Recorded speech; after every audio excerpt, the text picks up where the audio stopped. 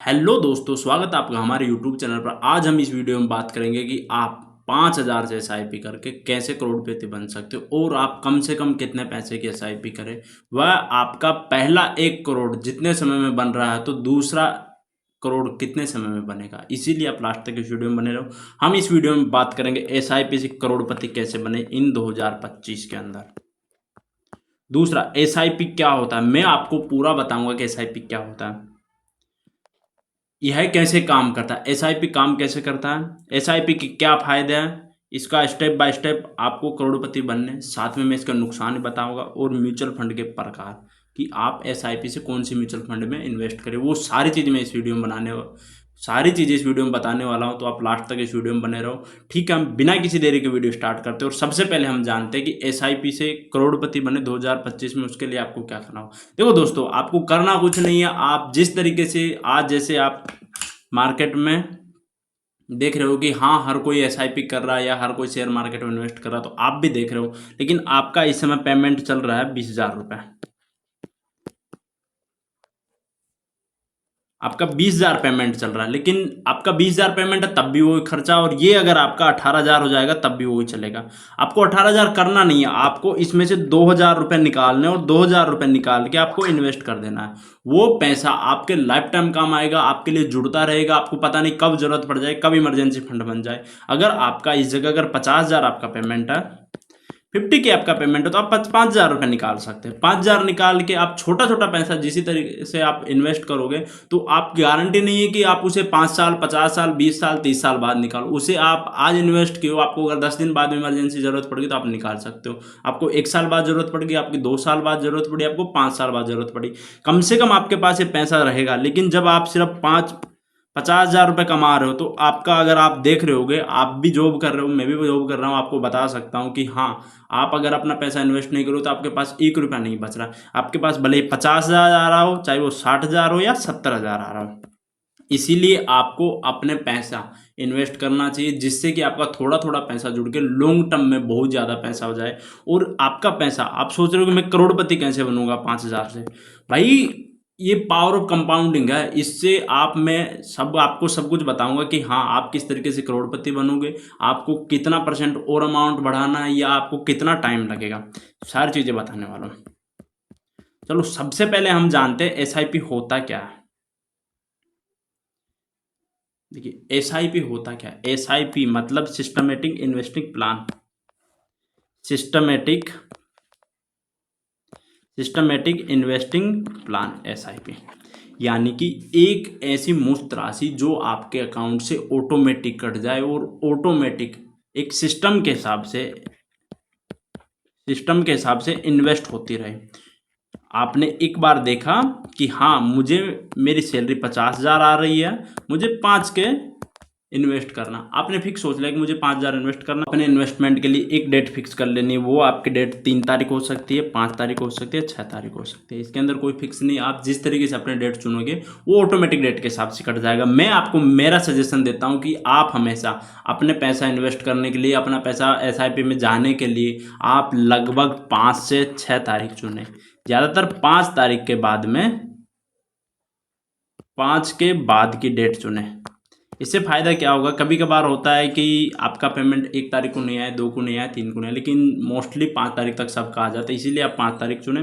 और आपका पैसा जो एसआईपी सिस्टमेटिक इन्वेस्टिंग प्लान में जो आपका पैसा जा रहा है, इसके अंदर आपको लगेगा अपनी कि यार मेरा पैसा ज़्यादा कट रहा है, तो आप पक्का इन्वेस्टिंग स्टार्ट करो और एसआईपी से आप एसआईपी से स्टार्ट करो अगर आप कुछ भी नहीं जानते हो तो। अब हमारा अगला टॉपिक आता है कि ये काम कैसे करता है। अब एसआईपी आप समझ गए, एसआईपी क्या होता है, काम कैसे करता है। देखो, एसआईपी का काम करने का तरीका होता है, एसआईपी ज़्यादातर होता है स्टॉक और म्यूचुअल फंड, दोनों में होता है। लेकिन इस वीडियो में मैं मुख्य रूप से आपको म्यूचुअल फंड के बारे में बताऊंगा, क्योंकि स्टॉक के लिए अगर आपको वीडियो चाहिए तो आप कमेंट बॉक्स में कमेंट कर देना, मैं आपके लिए एक अलग से वीडियो बना दूंगा। म्यूचुअल फंड में होता है क्या है कि आपका, जैसे आप पैसा इन्वेस्ट कर रहे हो, महीने का आप 5,000 रुपये लगा रहे हो, उसी तरीके से और लोग भी 5,000 रुपये लगा रहे हैं। ये ऐसे करके फंड है 50,000 करोड़, हाँ, 50,000 करोड़, 100 करोड़, 200 करोड़, 400 करोड़, मतलब ये फंड करोड़ों में रहता है, क्योंकि आपका 5,000, आपके हिसाब से कितने लोग 5,000 इन्वेस्ट कर रहे होंगे। तो म्यूचुअल फंड में होता क्या है कि आपने अगर म्यूचुअल फंड में इन्वेस्ट किया, म्यूचुअल फंड में आपने इन्वेस्ट किया तो NAV मिलता है। इसके अंदर आपको शेयर की तरह पूरा शेयर नहीं मिलता, लेकिन NAV की उसने म्यूचुअल फंड में जैसे 10 कंपनियों में ऐसे करके 10 कंपनी म्यूचुअल फंड से 10 कंपनियों में इन्वेस्ट किया गया। अब इसके अंदर फिक्स होता है कि हाँ इस कंपनी के अंदर 2%, इसके अंदर 3%, इसके अंदर 10%, इसके अंदर 15%, अलग अलग तरीके से कंपनियों में इन्वेस्ट किया जाता है। जिस तरीके से जिस कंपनी के अंदर आप देख रहे हो कि मुझे म्यूचुअल फंड कैसा चाहिए, कि हाँ आप ज़्यादा रिस्क ले रहे हो तो ज़्यादा रिस्क कंपनियों में लिया जाएगा, और अगर आप सेफली, जैसे म्यूचुअल फंड के 3 प्रकार होते हैं, मैं अगले टॉपिक में बताऊंगा, लेकिन फिर भी आप चाहते हो कि मैं सेफ ले रहा हूँ तो आपका पैसा उसी तरीके से इन्वेस्ट किया जाएगा। तो म्यूचुअल फंड इसी तरीके से काम करता है। और जो आपका NAV है ये लास्ट में, मतलब मार्केट 3:30 बजे जो क्लोज होता है उसके बाद नाइट में लगभग 11 से 12 बजे के बीच में आपका NAV सेटलमेंट होता है। आपको NAV इसी तरीके से मिलता है। और अगर आप आज ऑर्डर डाल रहे हो, ऑर्डर आपका आज के डेट के NAV के हिसाब से डल जाता है, लेकिन वो 2+2 या +3 डेज के बाद में सेटलमेंट होता है और आपके अकाउंट में दिख जाता है। हाँ, उस दिन अगर उस NAV की प्राइस चल रही होगी, एक NAV की प्राइस चल रही होगी 10 रुपया, एक NAV की प्राइस 10 रुपये चल रही होगी, और अगर 2 दिन बाद में 11 रुपये हो गई, तो आपने जिस दिन ऑर्डर डाला था वो उसी दिन के हिसाब से लगेगा, आपको 10 NAV के हिसाब से ही मिलेगा। इसीलिए घबराना नहीं है। ये हो गया काम कैसे करता है। अब हमारा अगला टॉपिक आता है SIP के फायदे और जोखिम। देखो SIP के नुकसान तो है ही, लेकिन सबसे पहले मैं फायदे, तो नुकसान ज़्यादा नहीं है।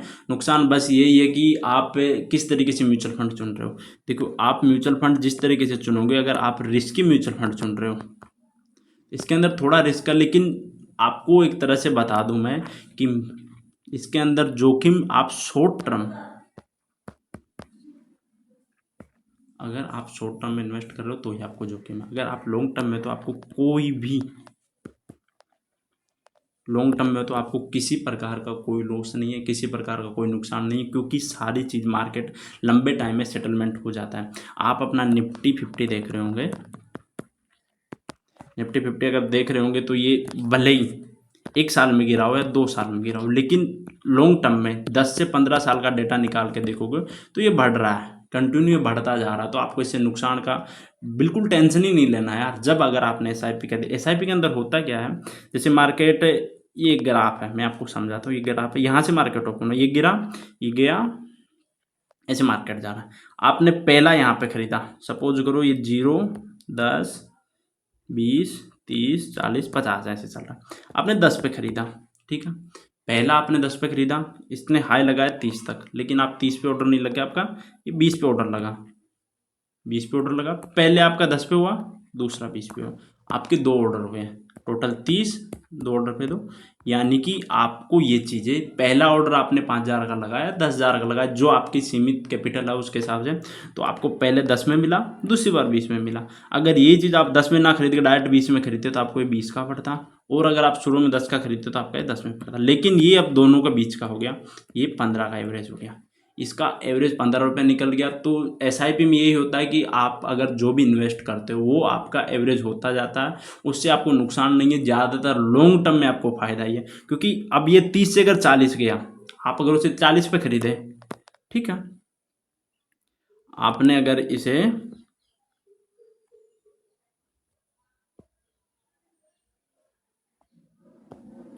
2, 3, 4, 5, पहले आपने इसे 10 पे खरीदा, फिर 20 पे खरीदा, फिर 40 पे खरीदा, ये हो गया 70/3, क्योंकि एवरेज निकालना ना हमें, तो इसको पहले हम टोटल कर लेते हैं। टोटल करने पे हुआ ये 70 के अंदर अगर हम 3 का भाग दे रहे हैं तो 3 दूनी 6, 3 तिया 9, मतलब 23.23, मतलब 23.33 का एवरेज आया। तो देखो आपने कहाँ 10 पे खरीदा था, ये कहाँ 40 पे, फिर भी आपका एवरेज 23 रुपये आया।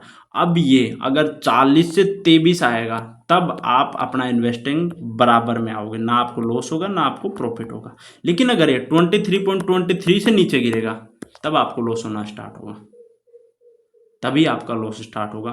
तो इतना गिरेगा नहीं, मतलब उसे आपके लॉस तक आने के लिए 50% गिरना होगा।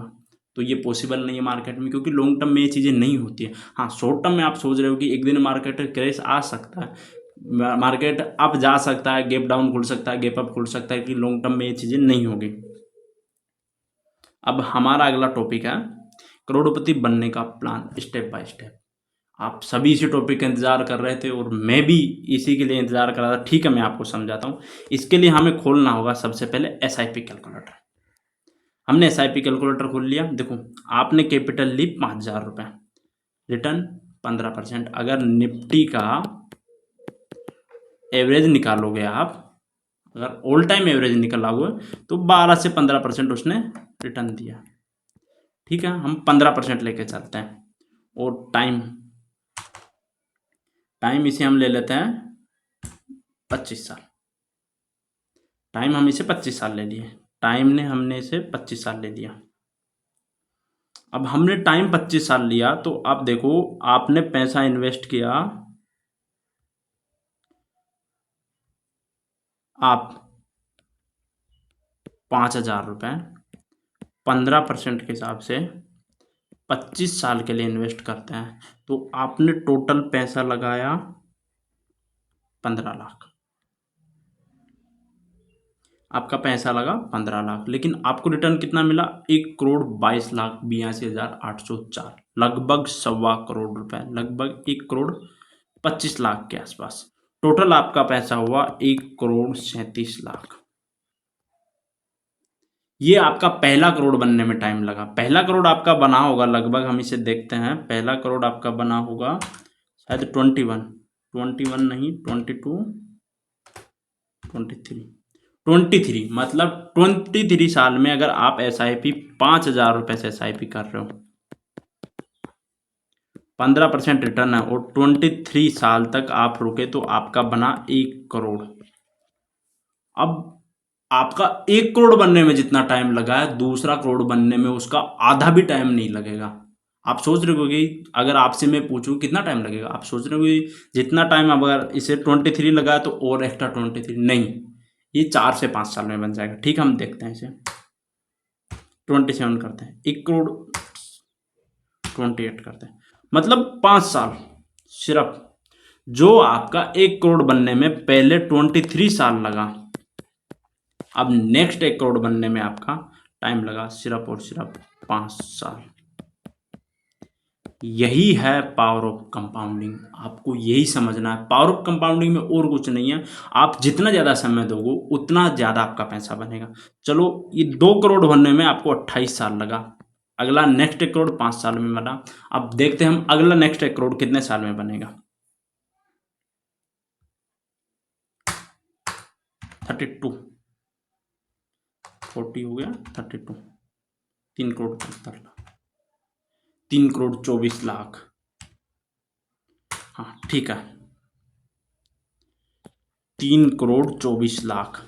जो पहला आपका 1 करोड़ बनने में आपको 23 साल लगा, दूसरा 1 करोड़ बनने में आपको 5 साल और एक्स्ट्रा लगा, प्लस 5 आपका 28 साल, और तीसरा 1 करोड़ बनने में सिर्फ और सिर्फ आपको 3 साल लगा, यानी 31।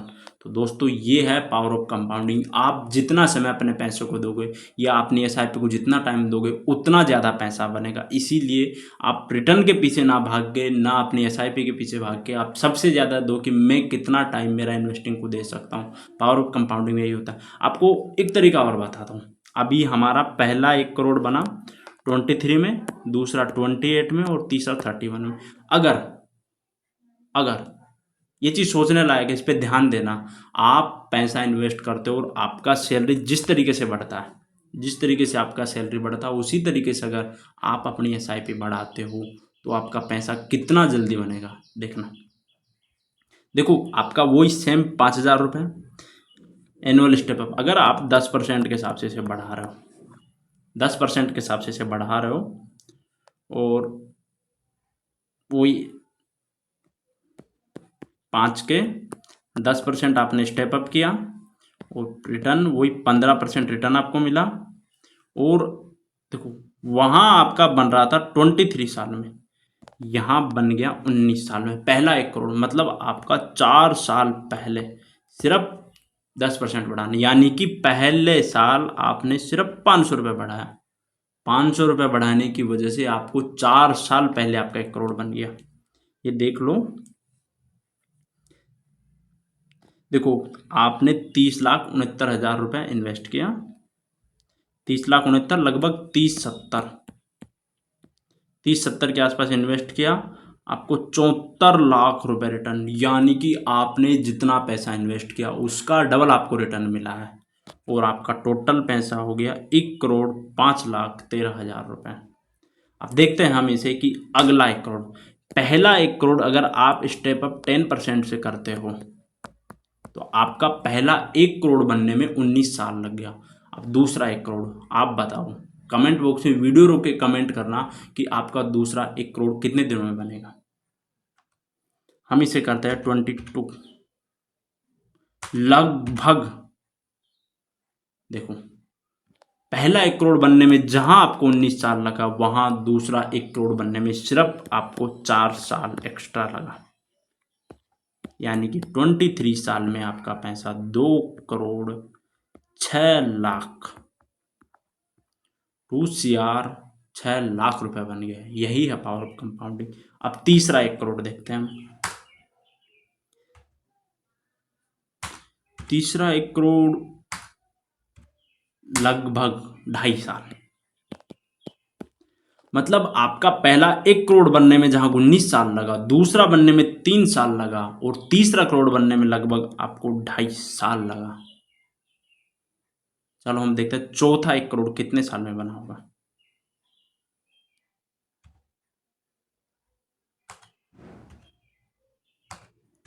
ट्वेंटी सेवन पहला 1 करोड़ 19 में बना प्लस 3, दूसरा 1 करोड़ 21 में बना, तीसरा 1 करोड़ प्लस 3 लगभग वही 24 के आसपास। यही है पावर ऑफ कंपाउंडिंग। आपने सिर्फ 72 लाख रुपए लगाए, आपका रिटर्न बना 3,23,07,28, लगभग 7,5,35, लगभग 5x रिटर्न मिला आपको,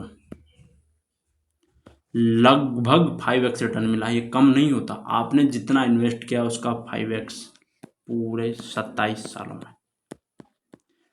अगर दोस्तों आपकी एज आज 30 है और आप इन्वेस्टिंग करते हो 5K भी और 10% स्टेप अप करते हो, और म्यूचुअल फंड में अगर आपको 15% रिटर्न मिलता है, ये एवरेज है, आपको आराम से मिल जाएगा, ज़्यादा सोचने की ज़रूरत नहीं, आपको 15% आराम से मिल जाएगा। 12 से 15% तो निफ्टी 50 का एवरेज है यार, तो मार्केट क्यों नहीं देगा आपको। अगर 15% मिलता है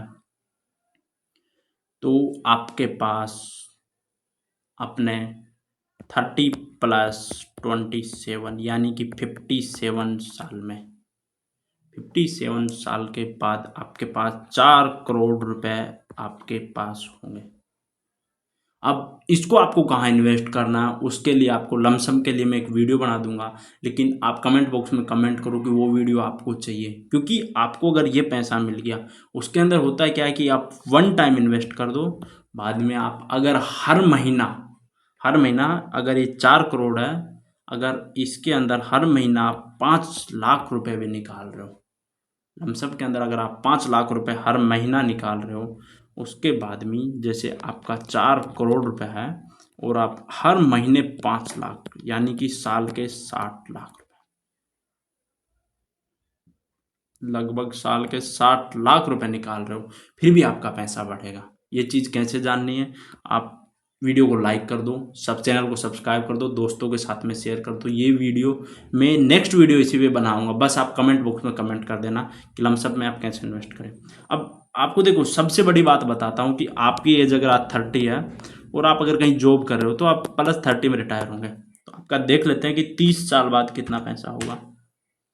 आपके पास 30 साल बाद पैसा है 6 करोड़ 6,31 लाख 31 लाख 6 करोड़ 31 लाख, यानी कि 3 साल बाद हमारा पैसा 2 करोड़ रुपया बढ़ गया। जो 4 करोड़ था वो जो 27 में हमारा 4 करोड़ था, वो आने वाले 3 साल में पैसा एक तरह से देखो तो डबल के आसपास हो गया है। लेकिन आपका देखो तो सीधा सीधा 2 करोड़ 6 लाख 37 बढ़ा सिर्फ 3 साल में। यही है पावर ऑफ कंपाउंडिंग। इसीलिए पैसा इन्वेस्ट कम कर रहे हो लेकिन लॉन्ग टर्म के लिए करो। तो दोस्तों, आप कहीं भी इन्वेस्टिंग करो, किसी के भी थ्रू करो, लेकिन सबसे पहले आपको जान लेना है। चलो मैं आपको कुछ म्यूचुअल फंड भी स्कैन करके बता देता हूँ कि हाँ किस म्यूचुअल फंड ने कितना इन्वेस्ट दिया। लेकिन उससे पहले एक हमारा लास्ट टॉपिक है, वो चीज़ और बता दूँ कि म्यूचुअल फंड के कितने प्रकार होते हैं। अब आप जान रहे होंगे कि सर हमने म्यूचुअल फंड देख लिया, हमने रिटर्न भी देख लिया।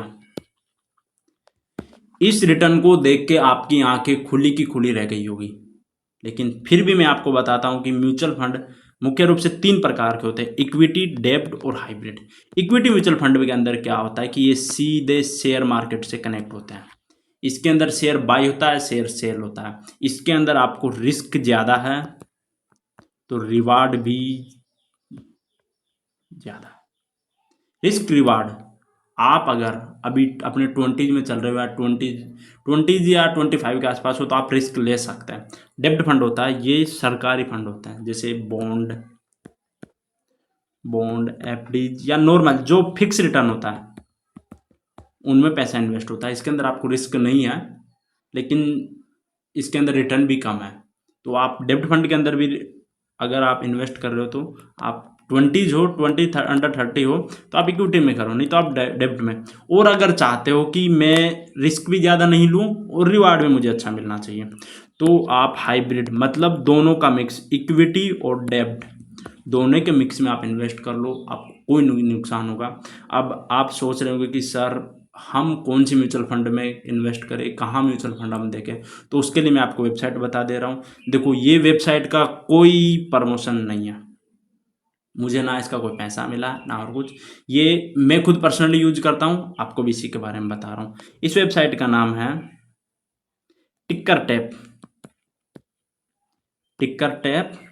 इसके अलावा बहुत वेबसाइट है जो आपको म्यूचुअल फंड के बारे में स्कैन करके बता देगी कि आप कैसे, या पिछला म्यूचुअल फंड ने पिछले 5 साल, 3 साल या 1 साल में कितना रिटर्न दिया है, वो चीज़ें सारी आपको क्लियर बता देंगी। अब देखते हैं, हम सबसे पहले हम खोल लिए म्यूचुअल फंड आ गए। म्यूचुअल फंड आने के बाद में हमें देखना, देखो कमोडिटी के अंदर होता है कि जो गोल्ड और सिल्वर है, तो इसे इतना जानना जरूरी है। डेब्ट, इक्विटी और हाइब्रिड तीनों फंड हो गए। अब हमें देखना है इक्विटी हम क्लिक किए, 23 फंड है, सारे के सारे दिखा दिए। अब इसके अंदर एक्सपेंशन रेशो,